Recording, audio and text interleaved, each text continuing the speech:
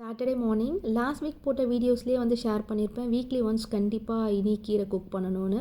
So இனிமேல் Saturday ஃபுல்லாக வந்து கீரை சீரீஸ் மட்டும் தான் வரும். இன்றைக்கி எனக்கு வந்து ரெட் கலர் அரைக்கீரை கிடச்சதுனால அதை பொரியல் பண்ணிவிட்டு அண்ட் அதுக்கு குட் காம்பினேஷன் வந்து காரக்குழம்பு தான். ஸோ காரக்குழம்பு தான் வந்து ரெடி பண்ணிட்டு இருந்தேன். அண்ட் நேற்றுக்கு பூ மார்க்கெட் போயிட்டு வாங்கிட்டு வந்த ஃப்ளவர்ஸ்லாம் இன்றைக்கி தான் அன்பேக் பண்ணியிருந்தேன். டைம் இல்லாதனால என்ன தான் வந்து டிஃப்ரெண்ட் ஃப்ளவர்ஸ் வந்தாலுமே இந்த வாடாமல்லி கோழிக்கொண்டை இந்த பூவோட அழகு வந்து தனி தான்.